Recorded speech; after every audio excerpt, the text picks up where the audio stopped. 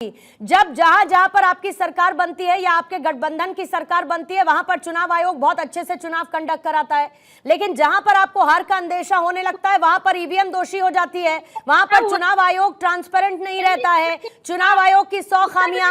अच्छा बताइए, जयराम रमेश देने वाले हैं क्या उन 150 कलेक्टर्स के सबूत जिनको अमित शाह ने फोन किया? देने वाले हैं क्या वो? आप मुझसे नाम पूछ रही हैं? किनको? नहीं, मैं आपसे ये पूछ रही हूँ कि क्या वो इसके सबूत देने वाले हैं? मैं बताती हूँ पूर्णिमा मिश्रा जी, अगर वो सबूत दे देंगे तो देश को एक और लोया मिल जाएगा। हम नहीं चाहते हैं कि कोई भी हमारा डीएम अगला लोया बन जाए इस देश में, इसलिए जहां पे जानकारी पहुंचानी है वहां पहुंचाएंगे, आपको नहीं देंगे। अच्छा, आप हमको, अरे जहां देना है वहां दे दीजिए, किसने मना किया? हम तो मांग भी नहीं रहे, हम तो मांग भी नहीं रहे, लेकिन जहां देना है वहां तो दे दीजिए। डेडलाइन खत्म होने वाली है, 50 मिनट भी नहीं बचे। देश को दूसरा लोया नहीं देंगे हम। अरे मैं कह रही हूँ 50 मिनट भी नहीं बचे, देना है तो जहां देना है वहां दे आए ना। 50 मिनट नहीं बचे हैं या 2 मिनट नहीं बचे हैं, चर्चा इस पे मत कीजिए इधर। अरे मैं इस पर चर्चा कर रही हूँ प्रियंका कुशवाहा कि हर बात पर आपको लगता है कि चुनाव आयोग दोषी है। अरे आपको अपनी मेहनत पर यकीन है ना, आपने जो किया उस पर यकीन है ना। अभी भी आप कह रहे हैं 295 प्लस आप जा रहे हैं ना, तो फिर ये संदेह पैदा करने की क्या वजह है? एक नैरेटिव, पहले आपका चुनावों में कोई नैरेटिव नहीं चला, फिर उसके बाद अब आप एक नया नैरेटिव ठीक नतीजों से एक दिन पहले लेकर आ गई हैं। कौन सा नैरेटिव? कौन सा नैरेटिव पूजा जी? आपको नहीं पता? मेरा नाम पूजा नहीं है, अमृता जी, अमृता जी, मेरा नाम पूजा नहीं है। आप प्रियंका हैं, मैं पूर्णिमा हूं, और मैं उस नैरेटिव की बात कर रही हूं जो लगातार 2 दिन से आपके नेता फैला रहे हैं, जो लगातार 2 दिन से चुनाव आयोग पर आप लोग सवाल खड़े कर रहे हैं। अचानक से आपकी घबराहट और बौखलाहट इतनी तेजी के साथ बिफरने क्यों लगी है? बौखलाहट वो लोग रखे हैं जो मोदी जी के गोद में खेल रहे हैं, बौखलाहट विपक्ष नहीं रखता। कभी कभी ऐसी शब्दावली का इस्तेमाल करती है ना।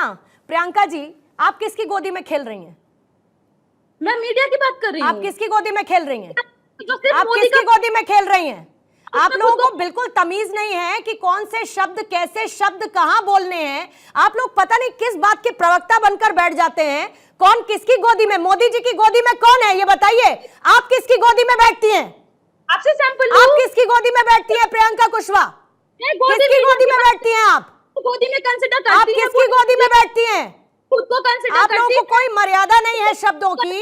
आपको क्या बोलना है और क्या नहीं बोलना है इस बात का सरोकार तमीज सब लोग आप लोग भूल कर बैठे हुए हैं, और फिर आप प्रवक्ता बनकर पार्टी को रिप्रेजेंट करते हैं। खुद को गोदी कंसिडर करती है। थोड़ा शर्म करिए प्रियंका कुशवाहा। आप किसकी गोदी में बैठती हैं ये बताइए ना। आप किसकी गोदी में बैठती हैं? हाँ या ना करती हैं? अरे आप किसकी गोदी में बैठती हैं ये बताइए ना मुझे। तो गोदी मीडिया में कंसिडर करती है। आप किसकी गोदी में बैठती हैं? और अगर आपको बोलना था तो आप गोदी मीडिया बोलती, अपने टर्म को आप यूज करती। आप ये नहीं कहती कि वो जो प्रधानमंत्री की गोदी में बैठते हैं। आप किसकी गोदी में बैठती हैं पहले ये तय करिए। फराज किदवई आपको चर्चा में लाते हुए, फराज किदवई ये समझाइए मुझे जरा। और मेरा वही सवाल है आज कि क्यों? नतीजे आने दीजिए। चुनाव आयोग ने अपना काम किया, चुनाव आयोग ने बखूबी एक सबसे लंबे चुनाव को कंडक्ट करवाया और इस बार वर्ल्ड रिकॉर्ड बनाए वोटर्स के लिहाज से फराज किदवई। और उसके बावजूद भी चुनाव आयोग पर सवाल। चुनाव आयोग कहता है कि आप जो आरोप लगा रहे हैं उसके सबूत दे दीजिए, लेकिन सबूत देने के नाम पर फिर पूरा विपक्ष पीछे हट जाता है। लेकिन सिर्फ बयान देना हो या एक्स पर कुछ लिखना हो ट्विटर पर तो खटाखट लिख दिया जाता है। सबसे आसान है क्योंकि वो। पूर्णिमा जी बहुत बहुत धन्यवाद। देखिए, सबसे पहले तो मैं आपकी बात का जवाब दूंगा।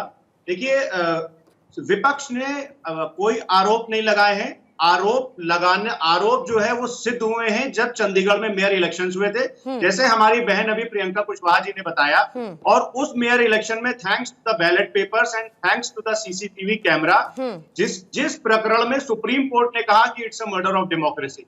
अगर आप इसको हिंदी में बोलेंगे तो इसका मतलब ये हुआ कि ये लोकतंत्र की हत्या है। ये माननीय सुप्रीम कोर्ट ने कहा था, ये हम नहीं कह रहे। दूसरा, हमारे भारतीय जनता पार्टी के भाई अभी बोल रहे हैं कि मोदी का विरोध करते करते हम लोग देश का विरोध करने लगे। देखिए, ये बहुत ही आपत्तिजनक चीज। पूर्णिमा जी, मुझे लगता है कि आपको हस्तक्षेप करना है। क्या विपक्ष देश का विरोध कर रहा है? क्या विपक्ष देशद्रोही है? मतलब ये कैसी बातें कर रहे हैं?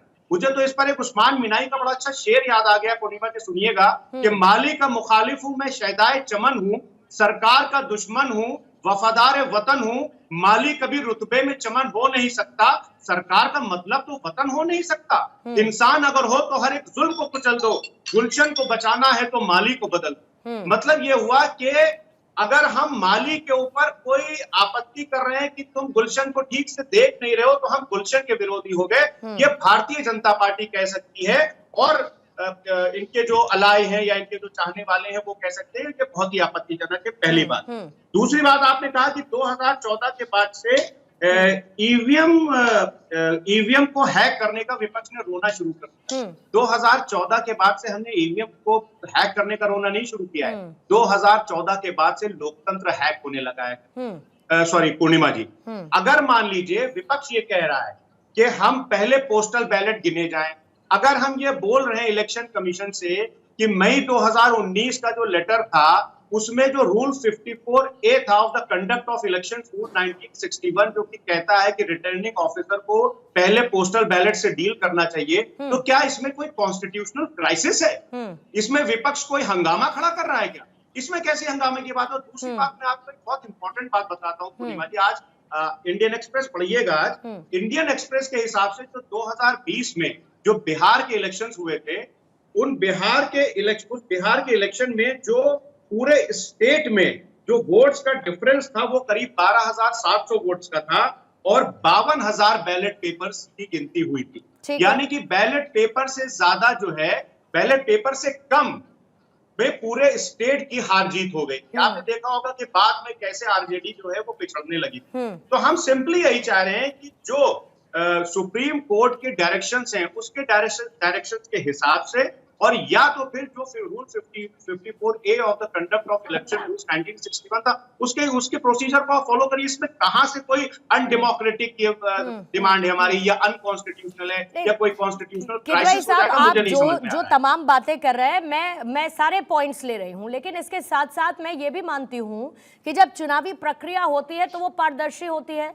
आपके अपने रिप्रेजेंटेटिव्स हर जगह रहते हैं, प्रिसाइडिंग ऑफिसर्स होते हैं, आपके रिप्रेजेंटेटिव्स हर एक पार्टी के मौजूद रहते हैं। जब ईवीएम खुलती है, जब बैलेट पेपर काउंटिंग होती है, ऐसा होता है। स्ट्रांग रूम खुलता है तो आपके रिप्रेजेंटेटिव्स होते हैं, जब ईवीएम सबमिट होती है तो आपके रिप्रेजेंटेटिव्स होते हैं, जब काउंटिंग होती है तो बाकायदा स्क्रीन पर सब कुछ डिस्प्ले होता है। मैं उस ट्रांसपेरेंसी की बात कर रही हूँ। और क्योंकि आपने गुलशन का जिक्र किया, तो सीसी साहब भी तो यही कहते हैं कि गुलशन की खूबसूरती फूलों से है, माली की कौन बात करता है? लोकतंत्र में जीत हार जरूरी है, तुम्हारी बात कौन करता है?